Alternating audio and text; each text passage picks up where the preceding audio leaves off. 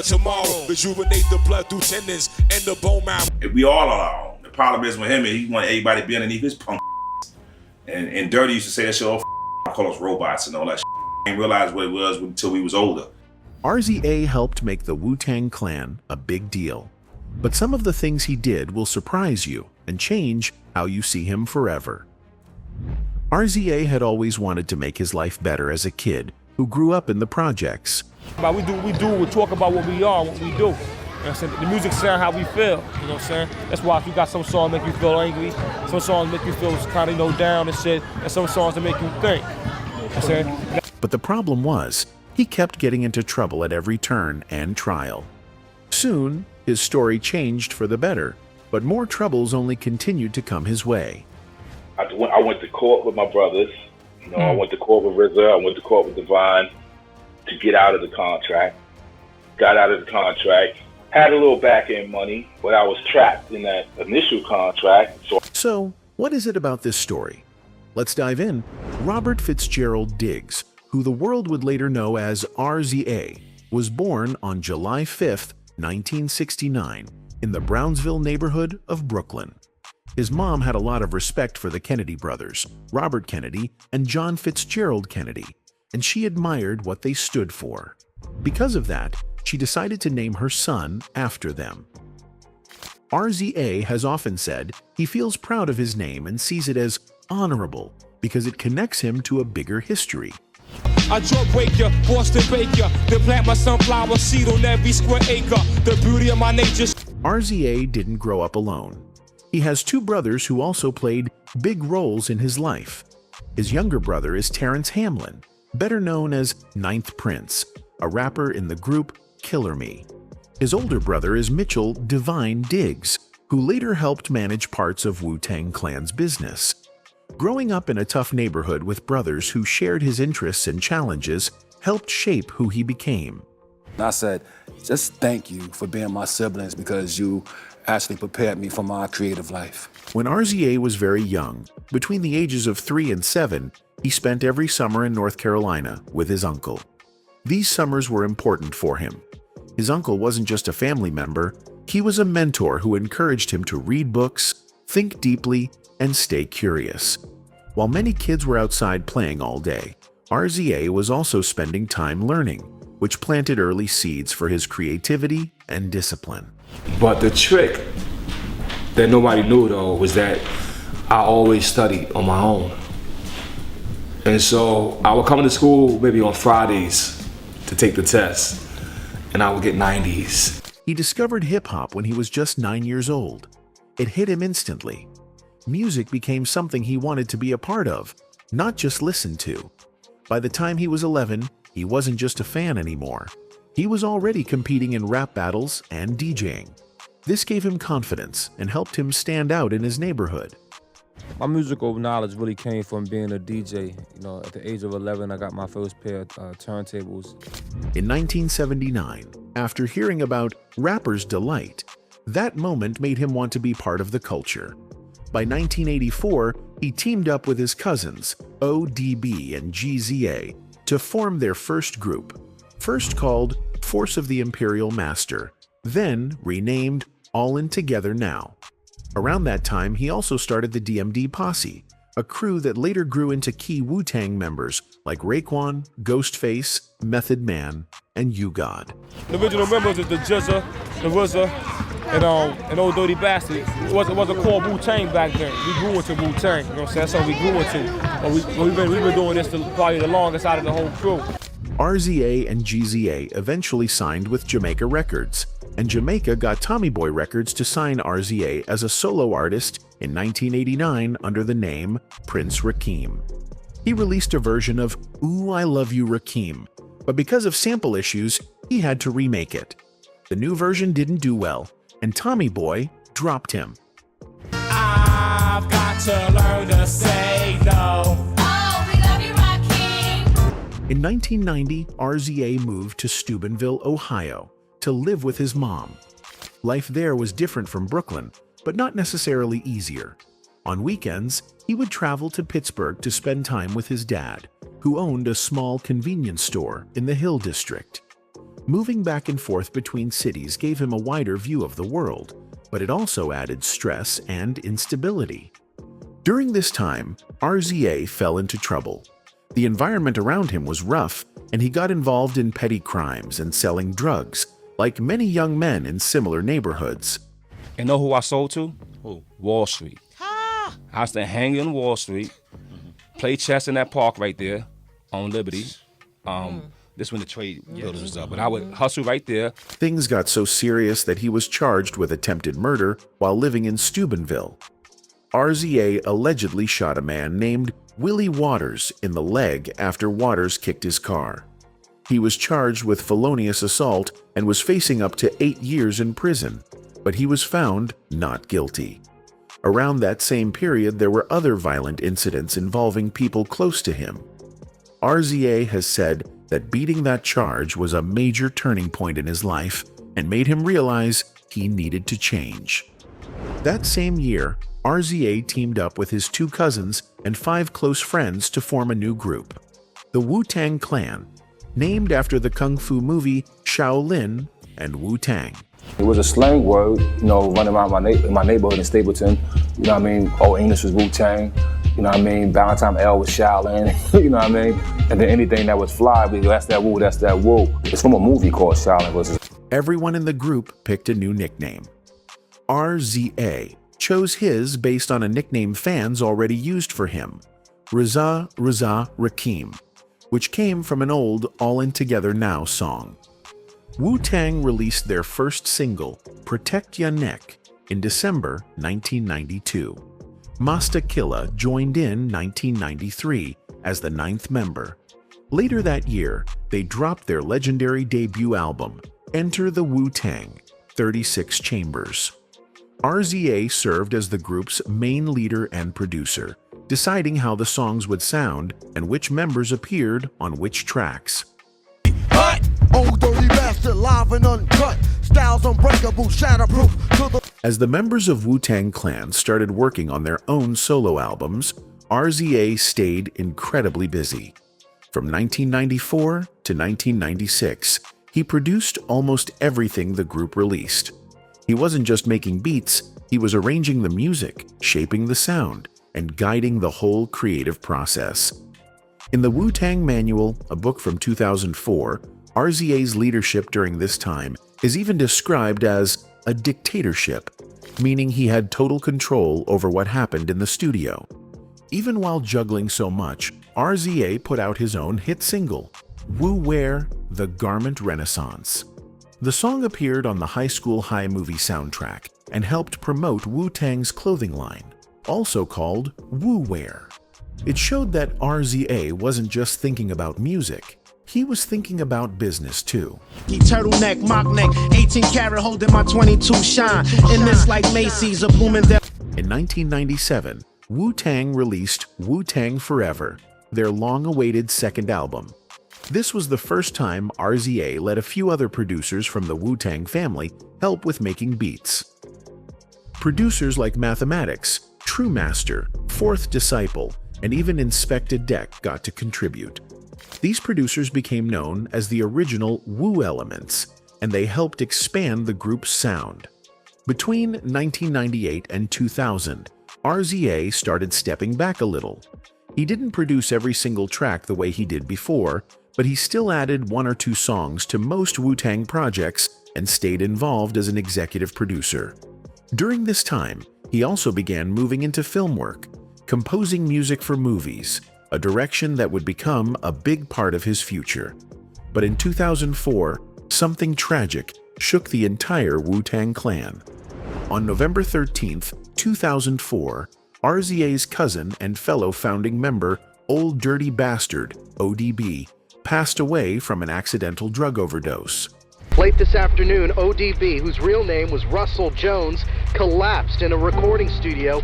It didn't take long for word of his death to spread to his dedicated fans. ODB had lived a turbulent life in the years leading up to his death. His legal issues, unpredictable behavior, and raw personality made him a kind of folk hero to many fans. Some reports claimed he had been diagnosed with schizophrenia around 2003. adding another layer to his struggles. Because it was like, when you know something's wrong with one of your brothers, and you see him going down, and you see him going down, but there's no way that you could really save him. That day, ODB collapsed at RZA's recording studio in New York City, just 2 days before what would have been his 36th birthday. He complained of chest pain before collapsing. He was pronounced dead at the scene. The autopsy showed he had a deadly mix of cocaine and the prescription drug tramadol in his system. It was ruled an accidental overdose. For RZA, the loss was devastating. He described ODB as a true visionary, but also someone who had declined spiritually over the years. ODB's death didn't just break hearts, it also marked a turning point in tensions and conflicts that had been slowly building within the clan. However, RZA would go on with other projects as a solo.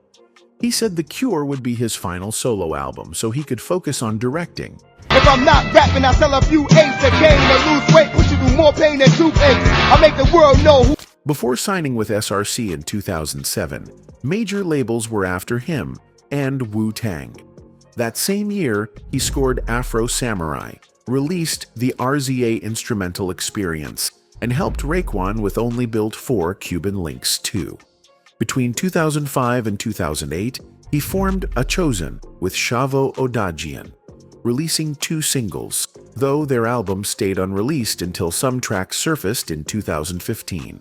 He also worked on GZA's stalled Liquid Swords 2 and collaborated with Kanye on My Beautiful Dark Twisted Fantasy and Watch the Throne. By 2012, things had changed. In 2012, while gearing up to drop his first movie, The Man with the Iron Fists, RZA announced his new label, Soul Temple Records. He wanted it to be a home for creative independent artists across all genres. The label's first release was the movie soundtrack, packed with names like Kanye, Wu-Tang members, Pusha T, Ghostface, M.O.P., Freddie Gibbs, Wiz Khalifa, Cool G Rap, The Black Keys, and more. One song we wrote for Shiro because of a relationship between her brother Gino. He's there as Kuma, but the real him is not there at all. RZA said Soul Temple was a long-time dream inspired by his friendship with Isaac Hayes. By September 2012, Ghostface Killah announced he would release an album on Soul Temple called 12 Reasons to Die. It was originally planned for November 20th, 2012, but they pushed it back to April 2013, so it wouldn't compete with The Man with the Iron Fists soundtrack. On March 19th, 2013, RZA released a project called The RZA Presents Shaolin Soul Selection, Volume 1. It was a compilation album made from the huge Stax Records archive, which holds classic soul music. A month later, on April 16th, 2013, 12 Reasons to Die finally came out. The album did pretty well. It even debuted at number 27 on the Billboard 200 and sold about 15,000 copies in its first week.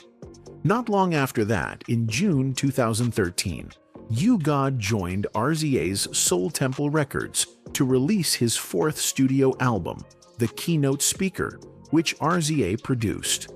The album came out on July 23, 2013, but it didn't make a big impact. It got mixed reviews and didn't sell strongly. U-God wasn't happy about how the album was handled. He felt that Soul Temple didn't promote it properly and didn't give it the attention it needed. And this is where things really started to fall apart. U-God didn't just complain about the album rollout. He began openly criticizing RZA. He said RZA was acting like a control freak and running everything in a way that felt unfair. U-God even said he reached a point where he wanted to flip everything upside down. In his memoir, Raw, My Journey into the Wu-Tang, U-God talks about what he believes started the infighting within the group. According to him, problems began when RZA let his brother, Mitchell Divine Diggs, start managing Wu-Tang members and booking shows. U-God claims that money sometimes went missing, and many members complained about not getting equal pay. On top of that, U-God says RZA trademarked the famous Wu-Tang W logo all by himself. Because of that, other Wu members had to pay a fee if they wanted to use the logo for their own merchandise or projects. To U-God, this felt like RZA was keeping too much control. That is the situation we going through right now. And you just have to pay to use it. Yeah, unfortunately, that's one of our situations that we, you know, as a business, we didn't realize how business situation we was in. And he also said RZA tried to control almost every part of the music. Budgets, publishing, hooks, everything. From U-God's perspective, it felt like RZA wanted the final say in every detail. If we all are our own. The problem is with him, he wanted everybody to be underneath his and Dirty used to say that shit all the time, call us robots and all that shit. I ain't realized what it was until we was older. RZA responded to all of this by denying he was a dictator. He said every Wu-Tang member has their own career and their own contracts, and that he wasn't trying to control anyone unfairly. But the situation only got worse. In 2016, U-God filed a lawsuit against RZA and his brother Divine. He claimed that he hadn't received any royalties from Wu-Tang's music since 2010. This was a huge accusation, and it pushed the group's internal conflict even further. Right now, I'm in a forensic audit. Okay. Trying to find out what's going on. What you're supposed to have financially. Basically. Oh, because you never got broken off from that sale. Yeah, I want to see what's going on. And surprisingly, that lawsuit was only a small part of the trouble that was on the horizon. Back in 2015, a federal jury found two men, Anthony and Harvey Christian, guilty of running a massive 20-year drug ring on Staten Island.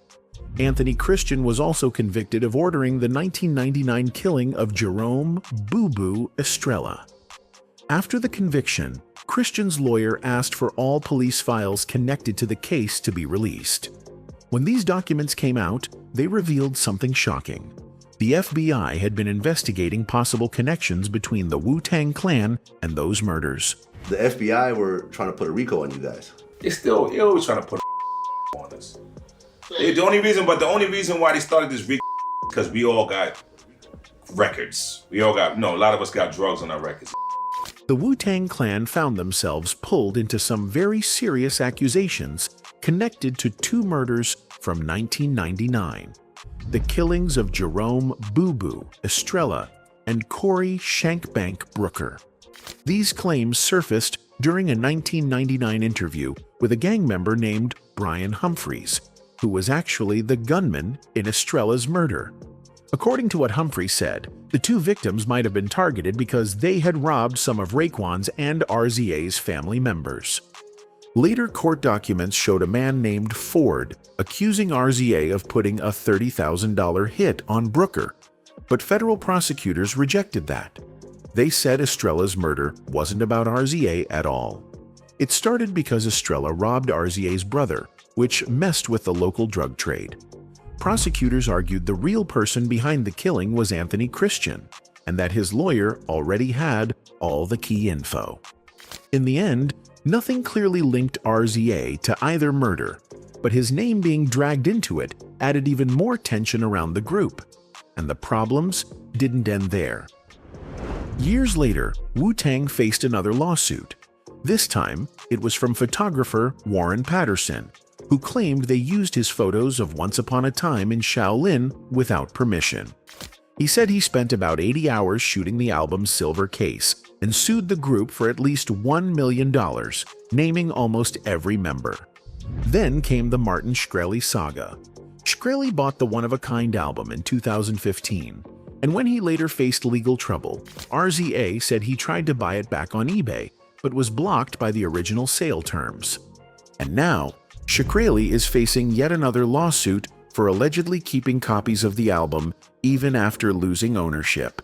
Martin Shkreli, the former pharmaceutical executive notorious for raising the price of an AIDS medicine nearly 700%, has been sued for infringing the copyright of Wu-Tang Clan's single copy released album. A U.S. judge says his actions could violate federal trade secret laws. Pleaser Deo, which bought the album for $4 million in 2021 and got the copyrights in 2024, is the one suing him. On the personal side, RZA has dealt with a lot over the years. His first marriage was to Ebony Mills, whom he married in 2000. They divorced in 2006, but the reason behind their split has never been publicly shared. A few years later, around 2009, he married Talani Robb, and the two have been together for more than 15 years. They often share small glimpses of their relationship on Instagram. In 2024, RZA posted a photo of them celebrating Robb's birthday in Bali, writing, "Celebrating my wife Talani, born day in Bali. Enjoying the food, clothing, shelter, love, peace, and happiness."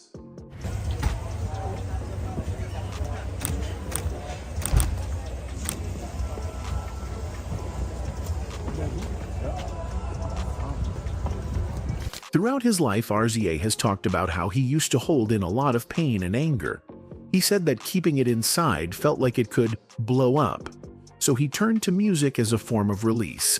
As he got older, he became more focused on meditation, discipline, and reflection, trying to grow beyond the violence and stress of his past. Being the leader of a legendary hip-hop group hasn't made his life any easier. As the person who helped shape Wu-Tang's sound and vision, RZA carries huge responsibilities.